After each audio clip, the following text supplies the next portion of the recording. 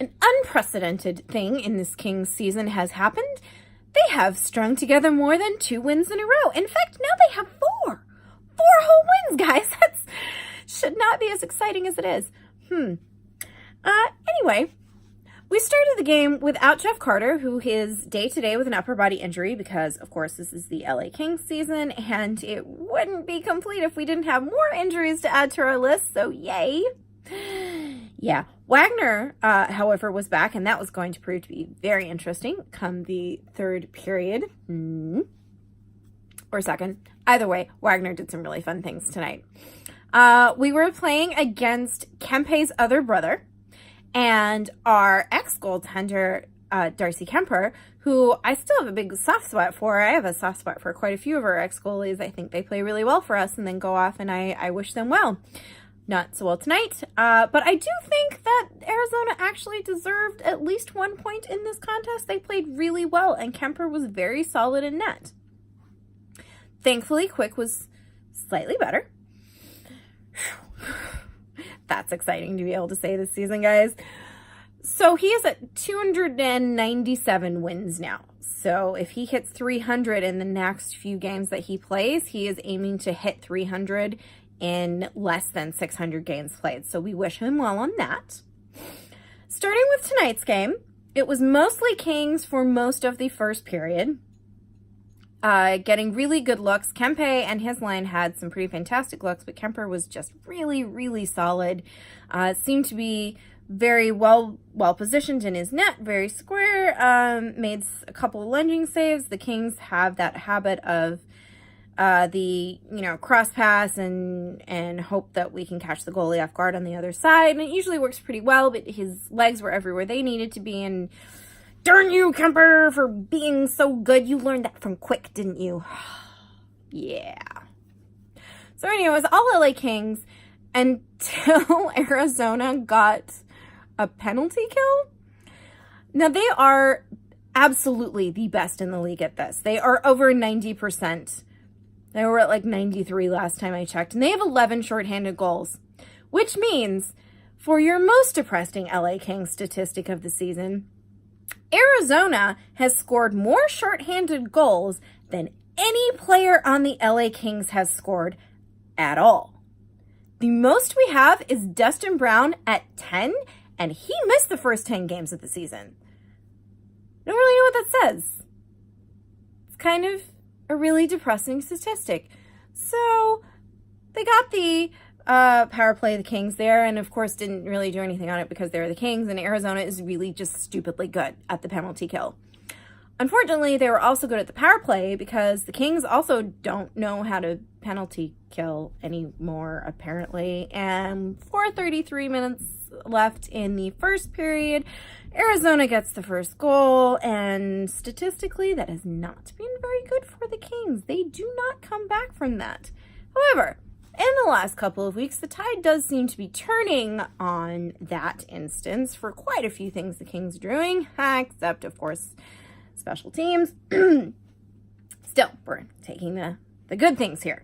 So good thing is, they only gave up 1 goal in the first, so that's not awful. But then Jake Muzzin does this thing, which kind of isn't really Jake Muzzin, and I felt a little bad for Kemper because that hit like 14 things on its way into the net. There's no way he was going to be able to track every single weird bounce that puck hit.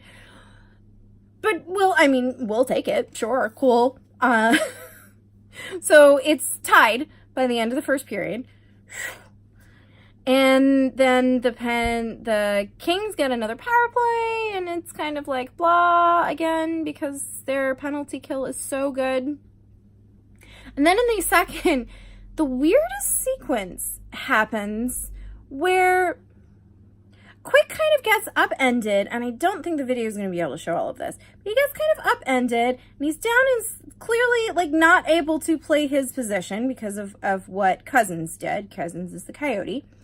And as he's getting back up and trying to get back in position, Cousins looks at the puck and does this actually shoots in the back of the net, but clearly play is going to have been stopped, and that was never going to be a goal, but he tries anyway, and so Quick gets angry. It was a weirder sequence than that. There was just a very odd hard to explain kind of sequence with him falling over, but he's down. What's his name? Cousins plays the puck. Quick gets so mad. He kind of almost refuses to go back into his net and is kind of shouting off at Cousins. Refs tell him, chill, but it's okay, because that's when Wagner comes in. One shift later, there's a whole scramble behind the net, and there are a lot of things going on, but the thing that came out of it is that Cousins and Wagner end up in the box because Cousins is like, you're a coward, and other things I can't actually say because we're going to keep this PG. But he really stood up for his teammate, and the entire Staples Center was really impressed because this is the guy that just came back from a possible concussion from Carlson, and his helmet is off, and he still decides, no, I'm going to stand up for Quickie. So we love you, Wagner. Thank you. That was awesome. Somehow in the scuffle, though, he is the one that ends up with 4 minutes in the box, and Cousins only gets 2, which doesn't make any sense because Wagner was not even remotely the one to start it. Cousins was the dude that kind of pissed off Quick over the end there, and then there were like 4 other players that were involved in this. So really, even Foxy agreed that it should have been Arizona that got the extra man, but whatever, because Wagner continued to entertain us as he gets into the box. So funny. He keeps screaming at the guy right next to him. He's like throwing things over the top of the... Oh my gosh, it was great. So Wagner, total character, really love him. Very excited. He's super fast too, and so seeing him fit on this team is awesome. So we kill off that penalty, and we get another one towards the end, and whatever. The second, honestly, was kind of boring.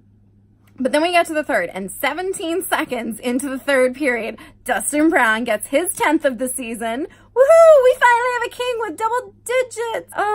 17 seconds. Doesn't take much for Brownie to be able to do his thing. So that's great. The Kings are up 2-1, and there's a lot of third period to play.